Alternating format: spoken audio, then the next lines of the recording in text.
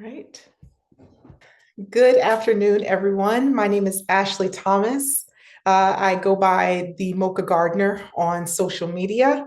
And today I'm going to be talking about tiny seeds and big feasts really growing those nutritious gardens in size limited spaces. I like some organizations so you guys can anticipate what to look forward to out of this conversation.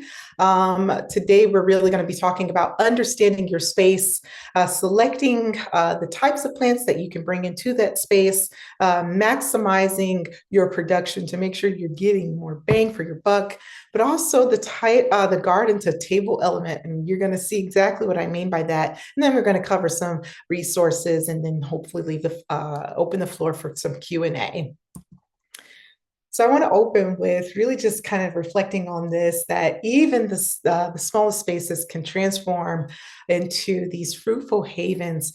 It's creativity that's the key, and it's not necessarily dependent on the size of the plot.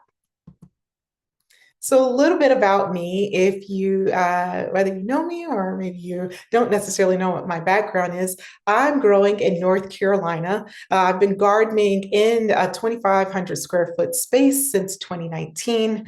I have an advanced degree, and my professional background is really around research and nutrition science. I also work as a nutrition policy and food security advocate here in North Carolina.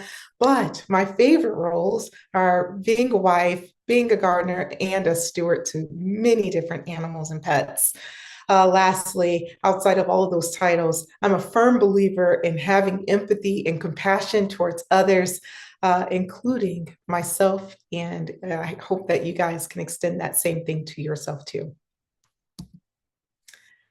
So before I talk about this small space that I've been growing in, I did not start at 2,500 square feet. I actually started right here on this small bench that my husband built.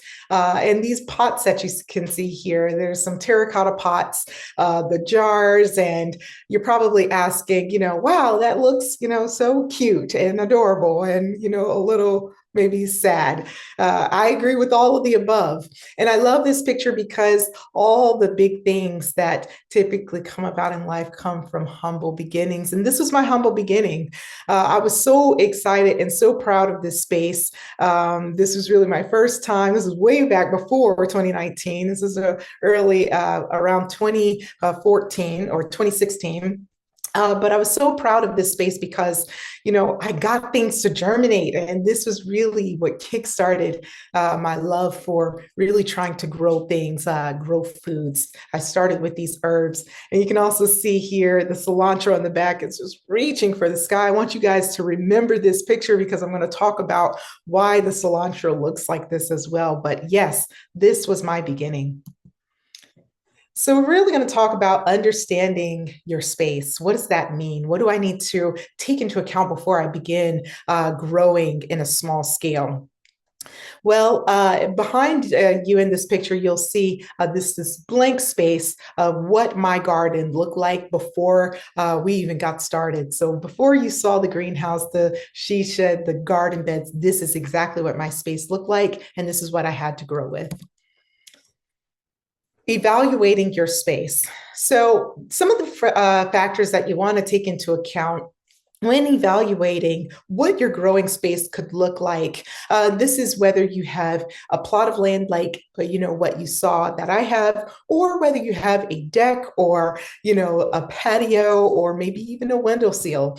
You want to take into account lighting. Most edible plants need about 6 to 8 hours of sunlight a day. Water access. Many of these plants also need about 1 inch of water weekly in warm months. And one little rule of thumb that I like to emphasize when measuring water is if you can put your finger down into the soil and if it's dry up to about the first inch, then that means that you need a little bit of water. You need to top that thing off with water. But if it's more water and you feel some moisture up to that 1 inch in your finger, then you don't need to water it anymore.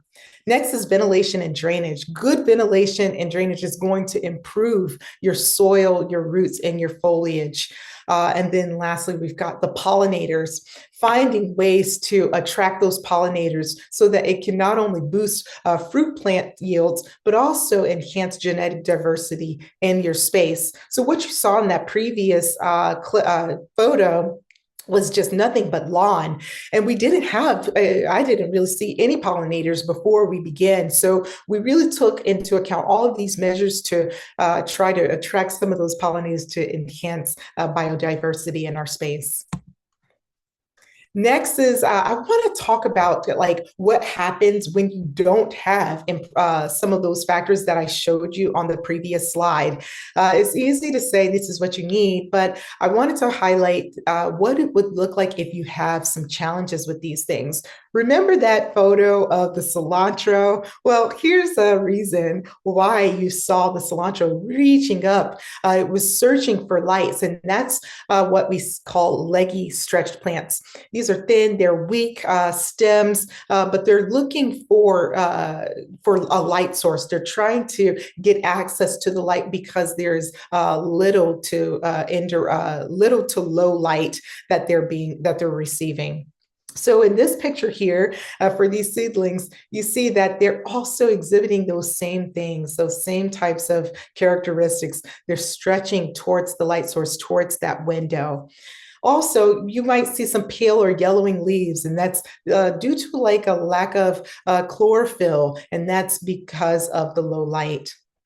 Lastly, we've got the slow and stunted growth, meaning that there's not enough energy for proper development of these plants. So these are the things that you can see with improper lighting. Next would be inadequate water. And with inadequate water, or maybe insufficient water, what we see here are things like wilting, despite the soil being moist, or yellowing of leaves, and then the root rot. So inadequate, though I'm titling it that, sometimes it can be too much or not enough. With underwatering, obviously, you're going to see some of the dry and the crispiness of the foliage, and it's just not going to grow because it's not getting the nutrients circulated the way it would need to. You'll also start to see the soil pulling away from containers. So for instance, if you have maybe some type of herb or some type of plant growing inside of a container, you would know that there's some underwatering taking place there when you start to see the soil coming and peeling away from the container on the sides and looking very hard and crunchy.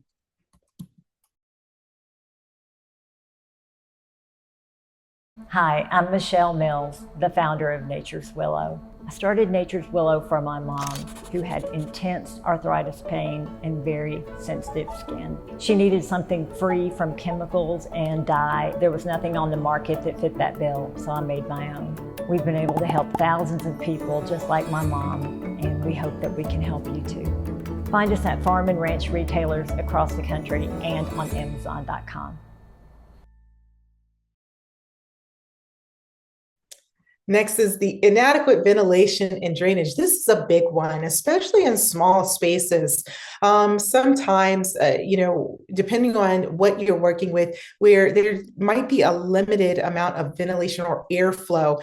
And what we see in these smaller spaces is, kind of the prevalence of or appearance of algae and mold and mildew, perhaps on the soil or even on the plants. And this is due to stagnant air. There's not enough ventilation to really help with foster evaporation of that moisture in the soil, whether that is while it's in the container or even on top.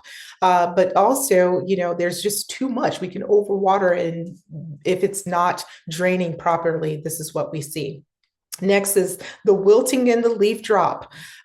This has happened to me several times. You can see this on, your cucumber plants, on some of those other cucurbits where, if you're not getting enough ventilation flowing through or airflow flowing through, because they like to vine, and then their leaves can get pretty big. But if you're not getting enough airflow, or it's not draining, the soil is not draining enough, you'll see some of that wilting in the leaves. And the next is having standing water, like I was highlighting. You'll start to see things like root rot, and that root rot is unfortunate, because these roots are really just sitting in that standing water, so they're not able to either grow and expand. But that's when you start to see bacteria coming, and fungus taking place, that can really start to kill your plant from the root on up. And then next, we've got insufficient pollination.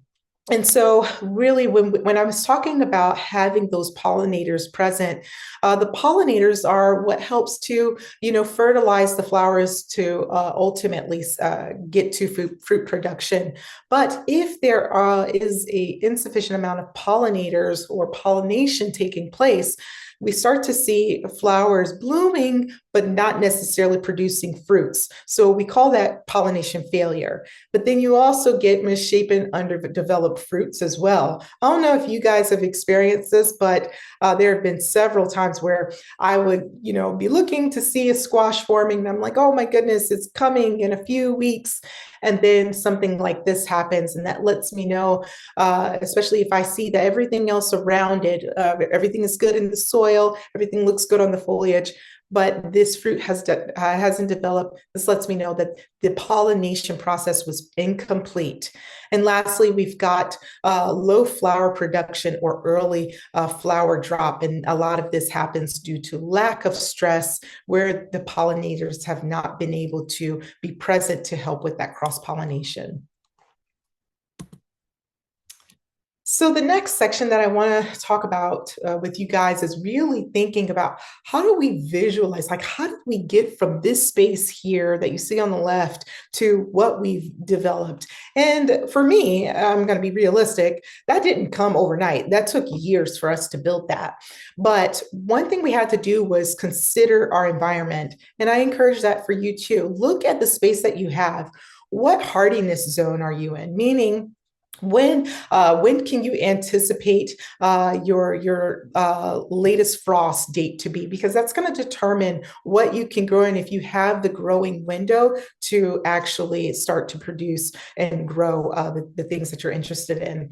Next, you want to look at the external barriers. Look for any kind of power lines, building structures that can, really serve as potential barriers for sunlight, but also maybe if you're, elevated, that can really, serve as a barrier for pollination, several different things. And also you want to, take into consideration your geography, and maybe even common organisms that are in your environment. If you can see here in the picture, there's like this wooded area. So we had a deer issue, we had rabbits. And though we did not see them at the time, because there was nothing for them there was nothing attracting them, as soon as we brought that food in, we had a zoo. So all of the animals came through, and we had to take that into consideration, and we had to put up some preventative measures to maintain and secure our space. But then you also want to determine what you can grow. So grow according to what your space allows you. If you're using containers, grow things that are going to be compact, things that might not require too much space, horizontally and even vertically. But if you don't have a lot of horizontal space, you can also look at some vertical methods as well, which I'll talk about soon.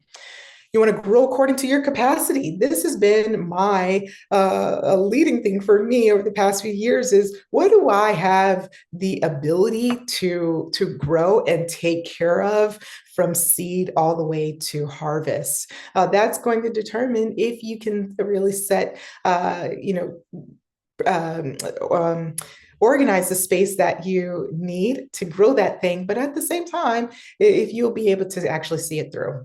Then you want to actually grow what you'll eat. This is, after all, we're growing nutritious gardens. And in order for it to be nutrition, it has to get into your belly. So, what are the things that you're more likely to actually consume? That will be a thing that you want to consider as you're thinking about what to grow. And the next is plan, draw it out, envision it, and put it down on paper, because that helps you to kind of organize spatially what this is going to potentially look out, but it also just helps you to be organized in your thought process and to keep track of what you want to grow, what you're planning to grow, and what you've grown previously. So, some creative solutions for small spaces. Ignore that glass jar in the back right there. It's cute, but that is not ideal for proper drainage unless you got it on a windowsill, and you're not going to be, saturating this with moisture. But these terracotta pots are really good examples of, things that you can grow on a small scale. So when you see this space right here, just for perspective, you've got about eight little containers here. That's 8 different plants that you can grow right there on that corner of a bench. So that's just really to put things into perspective of, you don't need a lot of space to grow something that is going to, produce something nutritious for you and bring you some joy. So some options that you can choose are balconies, sunrooms, porches, countertops, basements, small yards, greenhouses. And I forgot to put a windowsill, because it is amazing what you can do with a little bit of counter seal space right in front of a window that is receiving high light. So I've got some examples here that I've used for growing. And yes, you see this greenhouse, and I've been able to produce, year round in something like this.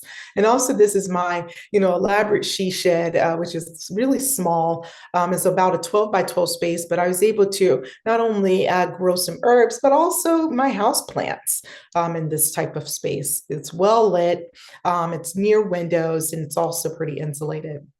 But let's be humble, okay? Because not everybody has those types of spaces. This greenhouse here to the left is this is the exact greenhouse that I use to produce all of the food in my garden for 2 years straight. So yes, you saw that other greenhouse. Yes, you saw the she shed, but this is more than sufficient, and it can fit right onto a porch or in a sunroom. You can even add grow lights to it. I'm actually using one of these right now to start some seedlings for the year.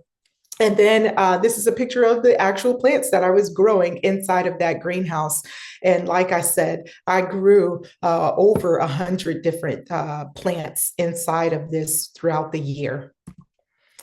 Next, we've got this earth box that I made with a storage tote bin, and we just kind of engineered this to with one of those little plastic storage bins, and it allows water to actually wick up from the bottom in something like this. And you can easily put something like this in a small space, and say a porch or a balcony, or maybe even a sunroom, or out in your garden if you really want to be mindful of space. This is a great option. As you can see, I grew some carrots, I grew some herbs alongside some turnips in this, and some collards and broccoli in the back. Next, we've got the pallets. I really loved this idea. It was quite beautiful to kind of walk into the garden to see what I was growing here were different types of flowers. I got some marigolds. I had some basils. I also had, I think, some calendula growing in here as well. But as the season went by, this became full and gorgeous and easy to just pick things. And this allowed us to, instead of growing horizontally against the ground, because we didn't have all that space, we were able to grow this vertically and more upwards. And so we also have this vertical option. called the green stock. I've been growing in a green stock for I think about 4 years now. And I love this option. As you can see, you've got some leafy greens. I've been able to grow things like yarrow. You can see the various kale, bok choy here, spinach here. But over time, this allows you to really grow some of these vegetables that continuously produce, but in a very small space. And you see, this is sitting right there on the counter, on the corner of a deck that I have. So now we're going to talk about selecting your plants. What we're going to do here, what you want to kind of take into consideration is how do you choose what's best to grow? If you're starting from seeds, you want to make sure that your seeds that you procure and the plants that you procure are from a reputable and preferably a local vendor or source. And the reason being is that helps you to understand exactly what you're getting. I've seen many situations, and I've even experienced it, where if you don't necessarily know the source of what you received, and it may have had some type of plant disease.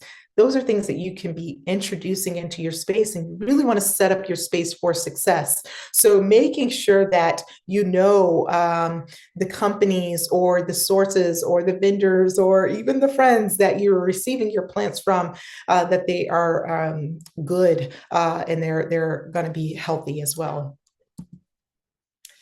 So now we're moving into the foods, which is exciting. These are the top vegetable plants that I think grow well in small spaces. First, you've got your tomatoes. These require full sun. They're filled with antioxidants and vitamin C. We also have spinach. Spinach doesn't require a lot of space. You can easily throw this into some type of pot and just keep clipping off of it. But it requires partial shade. It can deal with partial shade. It includes the nutrients like your iron, magnesium, and several different vitamins and potassium. Next is your Swiss chard. I will say Swiss chard is a biennial, meaning that you can get 2 solid good years from one plant, given the right conditions. I love growing Swiss chard because it tastes a bit like spinach, but it grows and it's pretty resilient like a kale. And the thing about Swiss chard is, yes, it requires full sun, but you can actually put this inside of a pot or some type of earth box, or maybe even a vertical growing structure, and you can continue to just break off leaves over time, and it's just going to continuously grow. And it has nutrients like beta carotene, magnesium, and several different vitamins. Next are your carrots. I love carrots. I think I was probably born a carrot. Carrots require full sun. And of course, we all know, or many of us know, that it has things like beta carotene. That's what gives it that beautiful orange color. But one thing about carrots is they grow underground. So it's growing from that taproot that you see and that we eat. And you can use maybe like a grow bag even to grow your carrots. And it doesn't require too much space, but as long as you have about 12 inches underground devoted to growing these carrots because of that taproot, you're good to go. And next is kale. I know that some folks are like, oh, I like kale, or oh, I don't like kale. There are so many different varieties of kale. But one thing about them is they are a resilient plant, and they don't require too much. If you water it, you give it a bit of fertilizer, you are good to go. And you can grow these in partial shade, and they do fairly well. So kale actually has iron, calcium, many different vitamins A, K, and C, and antioxidants. So next are the top fruit plants that you can grow in small spaces.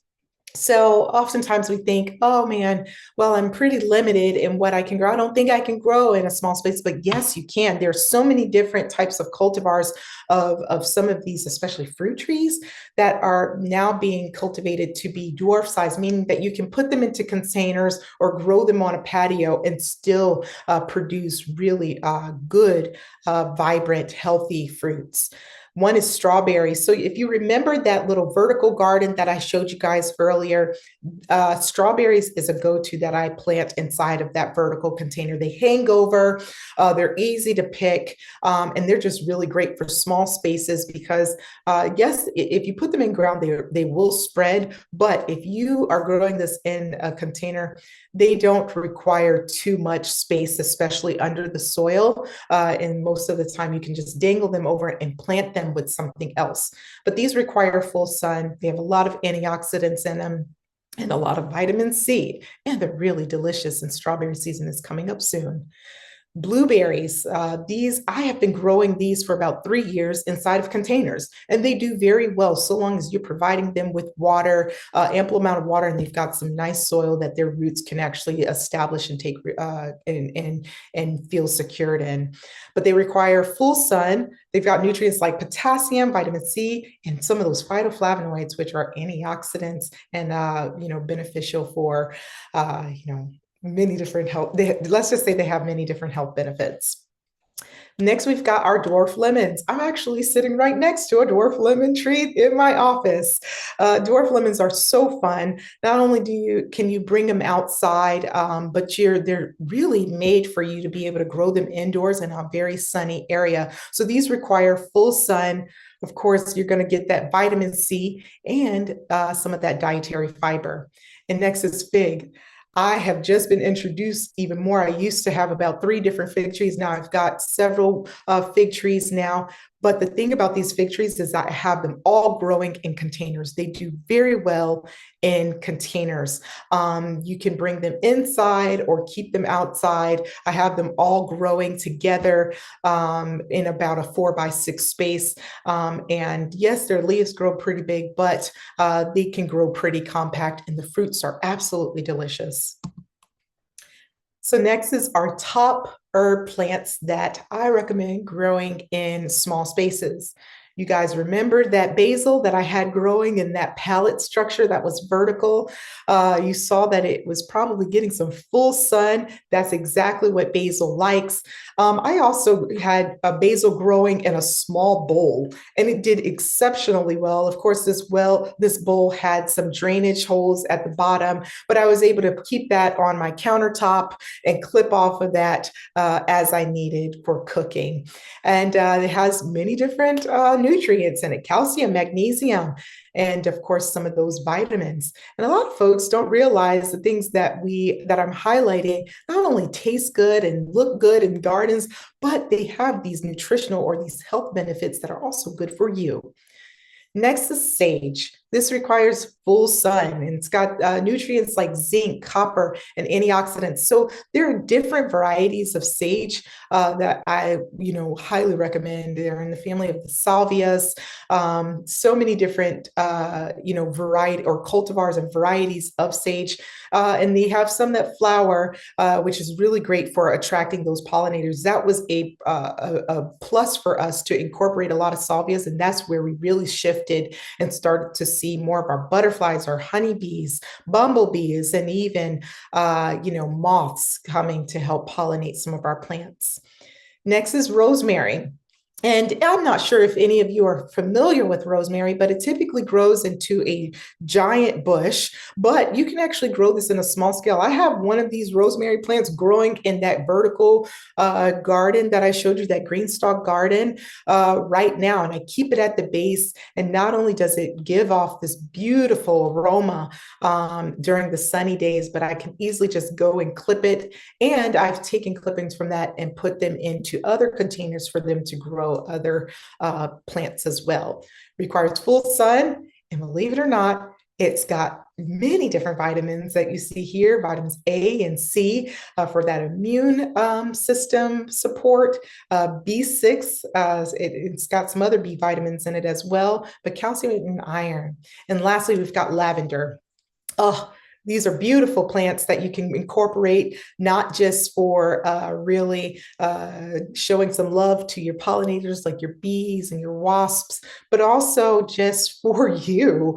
I've made several things with lavender, and I've grown these in small little nursery pots that I've just kind of kept on the side of a raised bed that I've been growing in, and even in just a small pocket on my in one of the raised beds, I've been able to kind of plant a lavender plant. It doesn't take up too much space. However, it can get big, but it's one of those things where, depending on how much space you give it, it can remain fairly compact.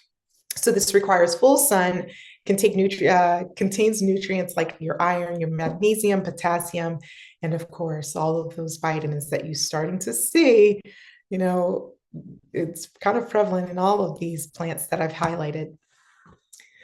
So next we're going to talk about maximizing production. How do we make sure that we're getting the fullness out of our gardens, even though they're small, size limited spaces?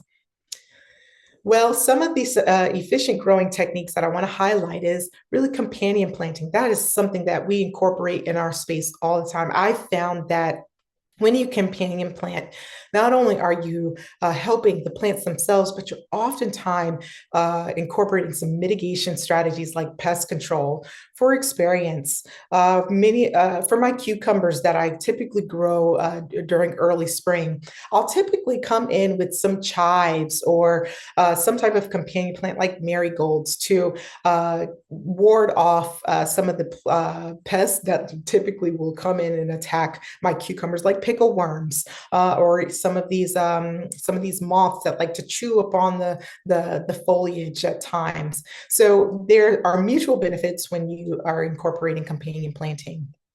Next is succession planting. Sometimes when we think about our small spaces, we're like, oh my goodness, only going to get one harvest. But if you have like a small greenhouse, like I showed you, or if you are going out to purchase maybe some plants from a reputable vendor, you can bring in a whole nother set and have that continuous harvest going. And I will tell you, it's easier to do the succession planting and have that continuous harvest in a smaller space because you don't have to maintain so much. But this succession planning also increases efficiency, and it really helps you to kind of put your space to work, and it allows you to help your space work for you as well. Using compost, I am a firm believer in taking care of the fundamental or the foundation of which everything grows, and that is the soil.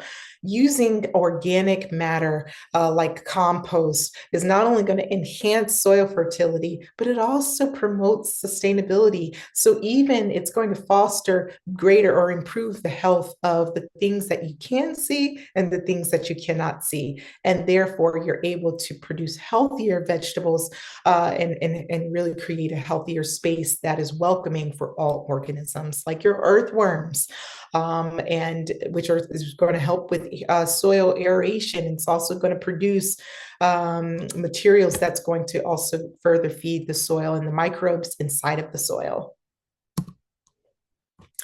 And so, on the topic of feeding the plants, see, we've got here a general purpose fertilizer. So, sometimes when we come in with compost, we think, oh, that's going to be everything that I need. Compost is great for amending the soil and providing it with some of those micronutrients that it's going to need. But these are some primary nutrients that all of these plants need, and that's nitrogen, phosphorus, and potassium.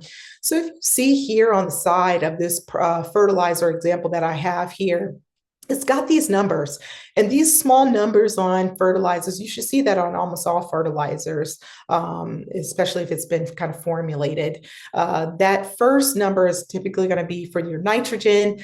The phosphorus is going to be that second number, and the potassium is going to be the third number. And this is really the ratio of each of these nutrients within that formulation. So the general purpose fertilizer keeps plants nourished, And you should strive to fertilize these plants every 3 to 4 weeks. And that's just going to provide it with the feeding that it needs for optimal root development, but also optimal growth from the soil up and above, and also for for fruit development as well. So I've highlighted all of these things to help you to maximize production. And this isn't to like throw a monkey wrench in our fun time, but I have to be realistic. Sometimes we're going to experience challenges. Things like this. It looks like someone took a big bite out of this beautiful tomato that was preparing to ripen. It was a squirrel. Remember, I was telling you guys about the pickle worms in my cucumbers. I was ready to chow down on it in a very southern way. And I saw these things, and these are things that we're going to see. And I want to say we're going to experience challenges no matter what size garden you have. But ways that you can prevent this is really just observing your space, recognizing the different types of organisms that are at play around you, and then bringing in, solutions that can kind of help you to make sure that you're able to consume and enjoy the fruits of your labor. So, for instance, for this situation with the squirrel that was watching this tomato as I was watching this delicious tomato, we put up just some simple bird netting to really keep the squirrels from trying to get to our ripened fruits. And then for the pickle worms, one of the things that we've been doing is that's why I was saying incorporating some more of those companion plants. But at the same time, we also want to be mindful of bringing in, just kind of observing and making sure that you take out anything that is starting to exhibit some type of infestation of pickle worms. Then we've got, just knowledge. I think my soil for this one lacked some nutrients and it wasn't as loose as it needed to be. Therefore, we saw this stunted growth. And I think I also, this season, I didn't have enough water. And so remember, with a lack of water, you start to see that stunted growth. And that's exactly what we saw here. And then, of course, everyone's favorite, the Japanese beetle. No matter what size garden you have, somehow these organisms just like to find wherever you're growing things. But they don't stay for very long. But these are things to kind of keep in mind. And what we typically did for the beetles is something very tenuous. We would go out, just throw it into soapy water. We didn't spray anything down, but it's just something that we are expecting. So be mindful of the different types of creatures that can come. So, how to embrace or how to overcome some of these challenges? You typically just want to monitor and address some of those pest issues earlier on. Ensure that bring in those companion planting techniques, and then make sure that you're growing plants by the appropriate season. So, one thing that I know not to do is to bring in a lot of those cool weather leafy green vegetables deep into the summer. That's when we're going to see a whole nother pest population come out and they're going to demolish those things. So trying to be mindful of when they are optimal, when the seasons that they grow optimally. And then you can, of course, apply some of your organic pesticides and fungicides if you choose. That can also help for preventative measures, but also really sustaining greater longevity of the effectiveness. And then you want to embrace the unpredictable. These are more holistic things, work with nature and not against it. Even if you have a small pot in a windowsill and you're starting to see some wilting, these things just happen. Or better yet, you see some kind of fungus gnats, just learn to troubleshoot. These are things that you can't necessarily predict all the time and that you might not be able to Google just in time. However, every situation is a learning experience. And then you want to make sure that you accept that you won't be able to control everything. However, everything provides an opportunity to learn. And next is be proactive. Make it a habit to observe the space that you have, whether it be a small pot that you're growing a few vegetables in. Look to see what the plant is doing. Look to observe if you see any wilting, if you see any problems, or better yet, just go and look and observe to watch development because that helps you to it instills observations that are going to be helpful for you in the future seasons as well. And lastly, the earlier you detect a problem, the less severe it may be. So get out there. Don't be afraid to search under leaves, around the roots, on the stems to make sure that you can catch a problem earlier rather than later. So now we get into the fun, which is the food part, because this is nutrition. And there are some harvest time best practices that I like to, help people to remember. And these are regarding all of these different types of potential plants that you can bring into your space. And it's the leafy greens, the herbs, the root vegetables, and the seeded vegetables and berries. For the leafy greens, you want to make sure that those leaves are tender and full size, and you want to harvest from the outside versus the inside and avoid cutting that central stem and that central bud so that you can continuously get a harvest and you can prolong that harvest period. For the herbs, you want to make sure that those plants are about 6 to 8 inches tall, and you want to get them before they go to flower because that's when the flavor is going to be best. But you want to focus on harvesting in the morning when the essential oils are the strongest, and then avoid chopping down too much of the plant at a time because it can throw the plant into shock and potentially not produce anymore. For your root vegetables, you want to make sure that they're a nice size, and this is really based upon what you like. You want them to be young and tender. If you wait for too long, they start to get very fibrous and almost inedible. But you want to gently tug those things, and you want to avoid damaging the root, which is typically the thing that you're going to consume. And then lastly, make if they get too large, like I said, they're going to get very woodsy, very earthy, but also almost inedible. So you want to harvest before then. Next is your seeded vegetables. When they reach their full size and color, that's when you know that it is time to go. Don't be like me and let the squirrels get to them before you, or let the deer get to them before you. Sometimes you can take some of these plants when they're close to ripening. We're showing the first signs of ripening and let them ripen on your windowsill sometimes, but other times they need to ripen on the vine. But that's when you know it's time to harvest them. Use pruners to cut those vegetables and don't wait too long to harvest them. And for the berries, you want to make sure that they're fully the color that they need to be and that they're easy to detach from the plant. And it's best to pick these things in the early morning or when it cools down. But you don't want to leave them to over ripen on the vine because that's how pests come in, and that's also how you start to get rot as well.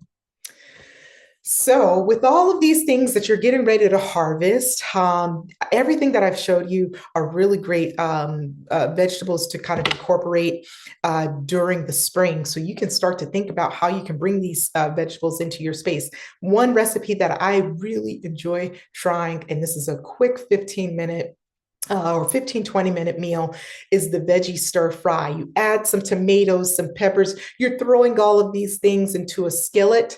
You can add your spinach leaves, really anything that you want. Add some fresh ginger if you choose, or some soy sauce and olive oil. Saute that on the stove. Let it simmer for a bit, and next you've got this stir fry that goes wonderful over some type of grain, rice, or alongside some other type of carbohydrate like bread or something. Next is the roasted root vegetable medley. I actually just had this last night. It's wonderful. You can take things like your carrots, your potatoes, onions, garlics, and parsnips, put them into a pan, add some olive oil on there. You want to make sure that you rinse these off thoroughly. You can peel it or slice it as you need to. Throw some olive oil on it, add some fresh rosemary, chop it up, spread it over a pan, add salt and pepper to taste, and then roast those in the oven for maybe 15-20 minutes max, and then you've got a nice meal. Next is the sauteed Swiss chard with garlic and lemon. Remember that Swiss chard? That's a biennial that you can just, it's the gift that keeps on giving. You can take a bunch of that Swiss chard, some of the leaves. So you're going to cut right there on the stem. Remember, not on that main stem, but just where the leaf is growing. Add some olive oil to it, add some garlic or not. I'm just a fan of garlic. I have an obsession with garlic. Add some salt and pepper, a little bit of lime juice, lemon, from your lemon plant, hopefully. Add some pepper flakes if you like to, a little pizzazz in your meal, and then saute this, and then you've got something quick to go. Swiss chard cooks like spinach, so it doesn't take very long. And now I had to bring in the Southern side because I am from North Carolina, so I'm Southern through and through. Fried green tomatoes. And so remember that green tomato you saw that squirrel took? That's a good sized tomato. And even you can take these tomatoes that are unripened. And if you want to eat them right away, this is a delicious snack. I highly recommend trying a fried green tomato if you can.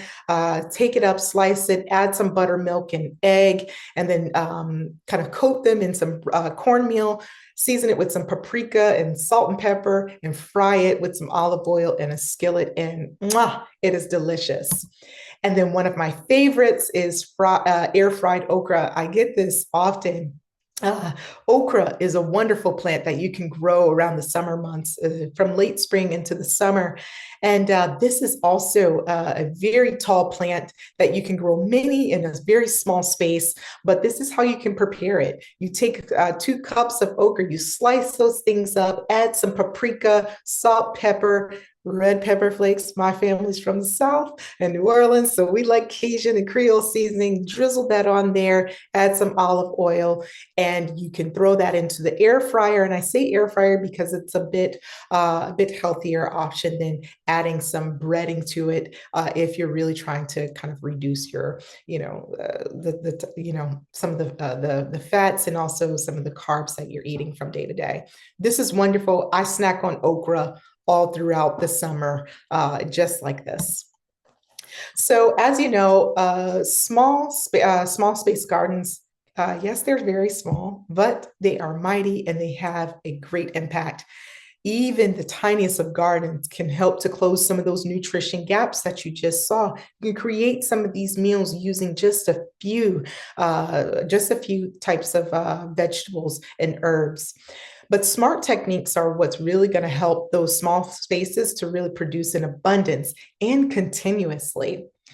Small garden spaces also spark a deeper community and family connections. I don't know about y'all, but it's something about planting stuff with friends and family that allows you to really foster these deep conversations, and it helps you to get to understand and know the people around you. So even small gardens can do that. You don't have to be on a farm, but you can really bring together your community to help to deepen those relationships. And then lastly, small space gardening can help revitalize and revive the land. You saw that large plot of grass, and we were able to bring it back to life and foster a healthier ecosystem that was rich in different types of organisms that we are able to see and not able to see.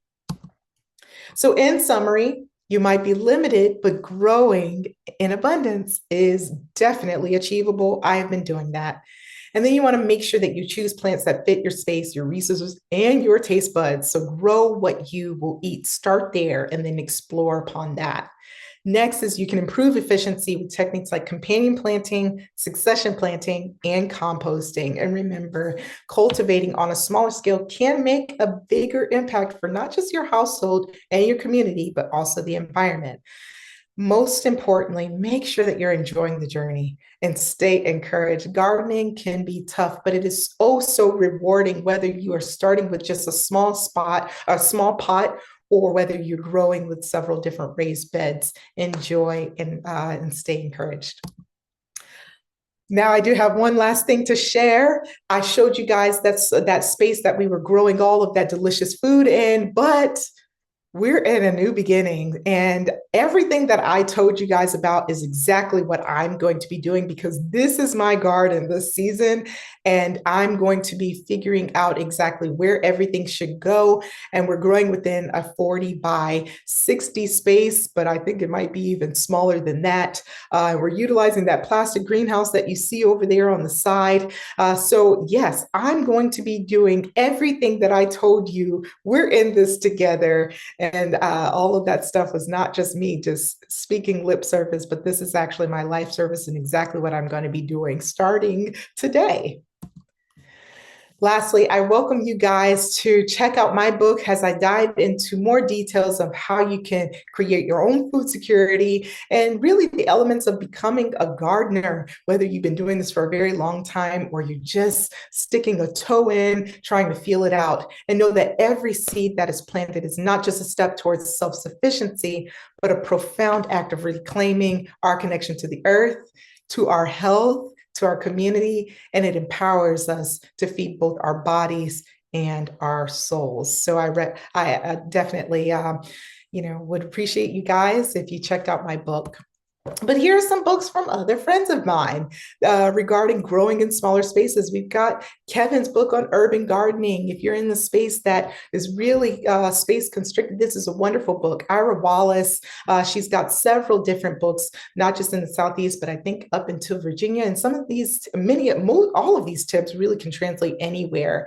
And then Nikki's book, The Year-Round Gardener, allows you to understand how you can not only maximize your space, but grow throughout the full year. And then Kathy and Terry's book, The Urban Gardeners, all the many ways you can grow food and beauty in the city.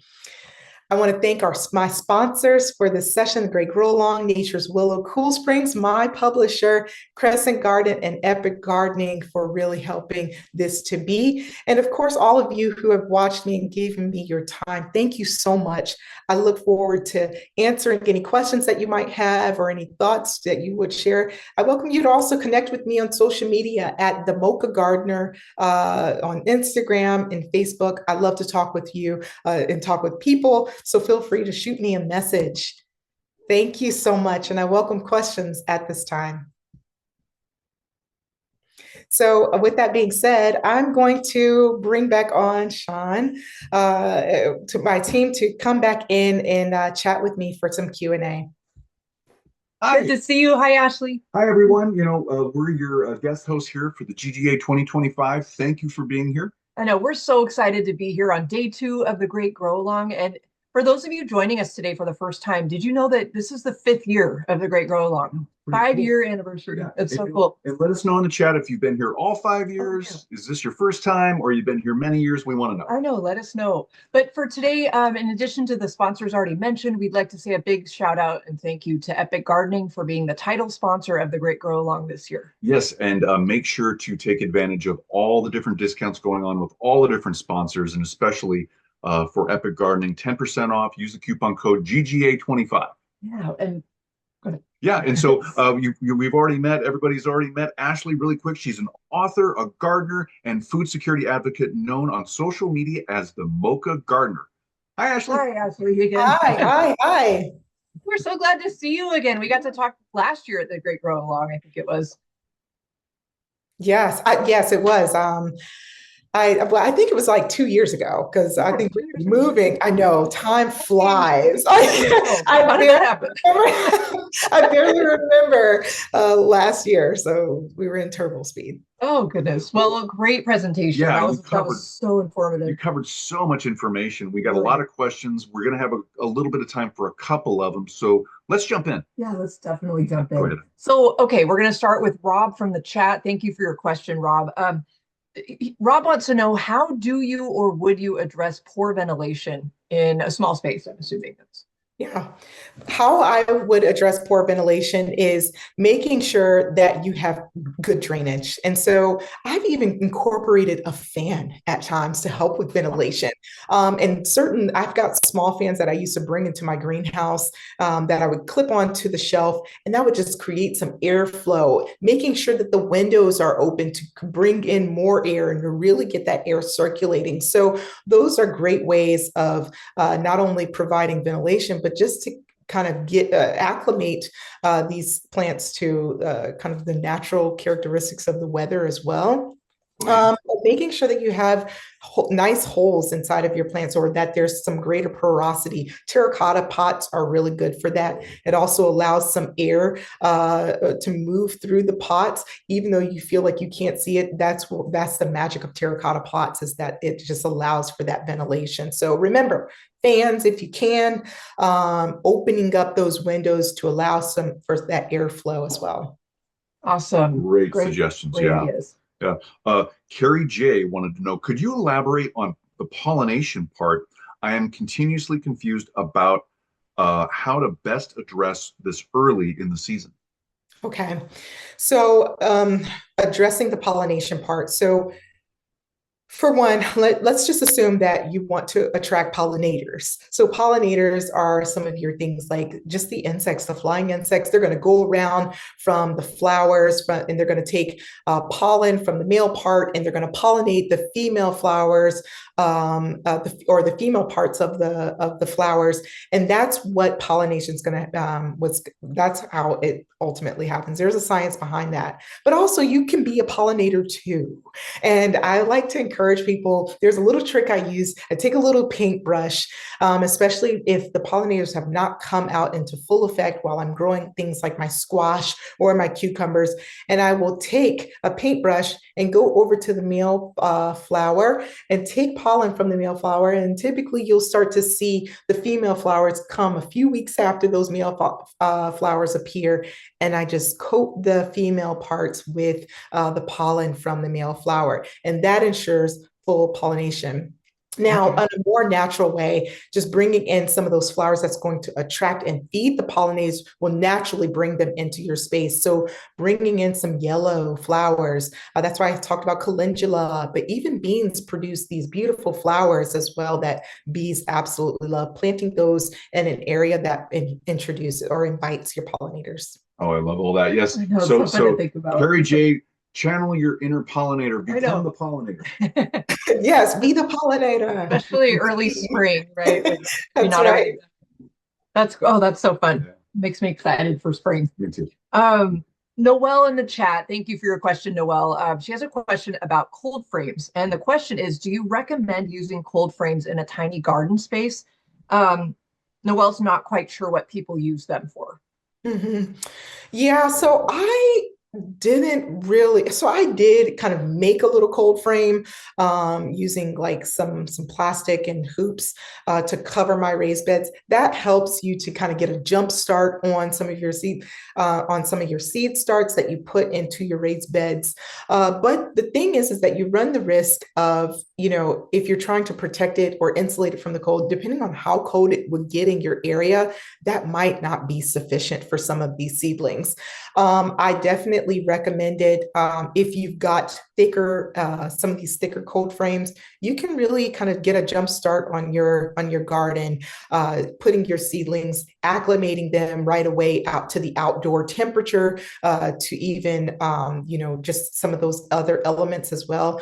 I highly recommend it if you can, but it's not necessary. If you can have it, it's a nice to have, but it's definitely not a need to have. That's helpful for newbies that aren't sure what supplies they need, or, just they don't need one. Well, I think that's all we have time for here. Ashlie, thank you again for your wonderful presentation and all this great information. And Ashlie, if you could where can everyone find you if they have more questions and, they want to chat more? Sure thing. So on Instagram and Facebook, you can find me at The Mocha Gardener. I try to keep it simple across all of the platforms. So if you just Google or go onto The Mocha Gardener, you'll see me popping up. I welcome you to send me a message through those platforms, or you can email me at Ashlie, ASHLIE, at The Mocha Gardener, and Gardener is GARDENER, gardener.com. So please feel free to email me, message me, connect with me, and follow along on this journey, because we are in this together. Truly, I'm starting over. Y'all. That's awesome. And don't forget, Ashlie is an author as well. You can find her book at the link on the believe it's on the homepage. Yep, and it's in the chat Kind of too. got And Yes, we want and to the say, oh, go ahead. Go ahead. Sorry, the name of that book is How to Become a Gardener, Find Empowerment in Creating Your Own Food Security. Thank you to my publishers, Cool Springs Press, for making that happen. And it is available on all major book outlets. So connect with me there as well, because I've got a lot of gems in that book. awesome. Oh, yeah. Awesome. Hey guys, and really quick, just thank you for being here, everyone. And also, there's a giveaway going on with the Great Grow Along, up to $1,500 of different products and prizes. So make sure to enter that. Click the link either down below or to the side of your video player. Enter to win. Definitely. And with that, we have another session coming up, and definitely stay tuned. There'll be some more live interviews coming up a little bit later. So thank you again, Ashlie. It was great talking to you. Thanks, everyone. Bye. Bye, everybody.